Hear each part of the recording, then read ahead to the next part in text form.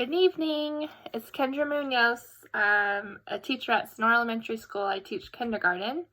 And tonight I have a story to read to you. It's called I Love You, Grandpa by Jillian, Harker, and Daniel Haworth.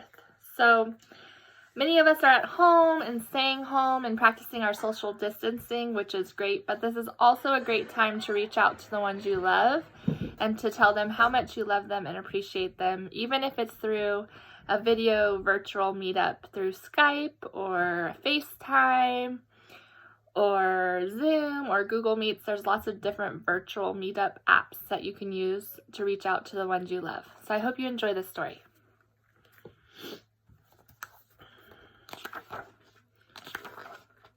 Little Bear and Grandpa were walking by the river when Little Bear spotted a fish darting through the water. "Quick, Grandpa!" he yelled. He rushed into the river, caught the fish, and held it up proudly for Grandpa to see.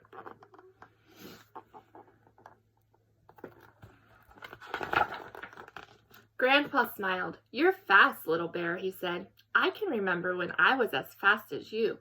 He started to cross the river and turned to Little Bear. "My legs were once strong and speedy like yours," he added, "but now I've found an easier way to catch a meal." "Really, Grandpa?" asked Little Bear. "What's that?"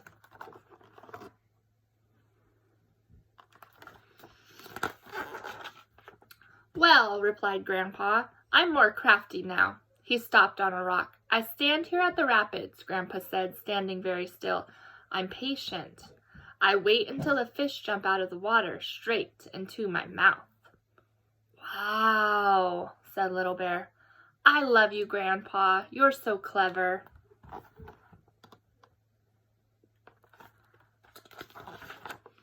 Just then, Eagle swooped down. The beat of his wings ruffled the bear's fur. They saw his sharp claws. Little Bear ran straight up a tree. Grandpa smiled. "I can remember when I could climb as well as you," he said. "My arms were strong, but now I don't need to run away." "Really, Grandpa?" asked Little Bear. "What do you do instead?"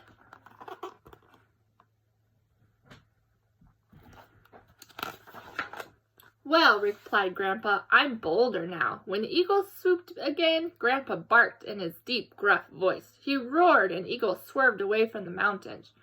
"Roar!" "Wow," said Little Bear. "I love you, Grandpa. You're so brave."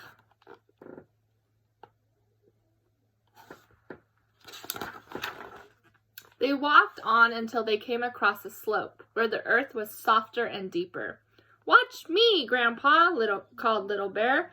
"I can dig myself a really good hollow to sleep in through the winter." And Little Bear began to scrape away the soil.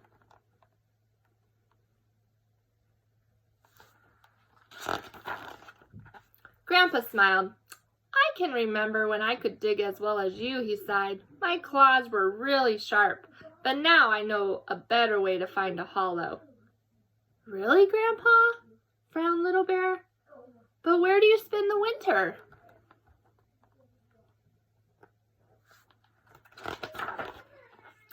"Well," replied Grandpa, "I'm wiser now. All I need to do is to find a hollow tree." He padded through the woods in front of Little Bear. "Follow me," he called, and he led Little Bear to a huge tree. In the middle of its massive trunk was a snug hollow. "I love you, Grandpa," laughed Little Bear. "You know so much."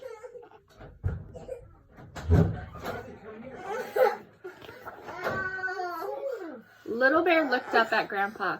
"Will I ever be as crafty, brave, and wise as you?" he asked. "Of course you will," replied Grandpa. "Shall I start teaching you now?" Little Bear nodded.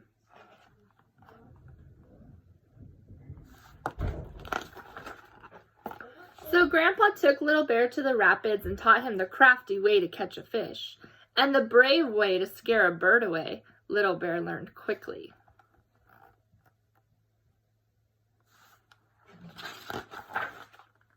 Soon, soft snowflakes of snow began to fall. "It's time to find us a hollow tree, big enough for two," Grandpa said, and he helped Little Bear to choose wisely.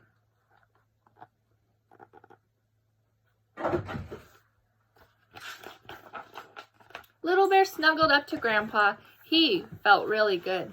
I love you, Grandpa, he laughed. Grandpa ruffled Little Bear's messy head. I love you too, Little Bear, Grandpa said. It's just so sweet.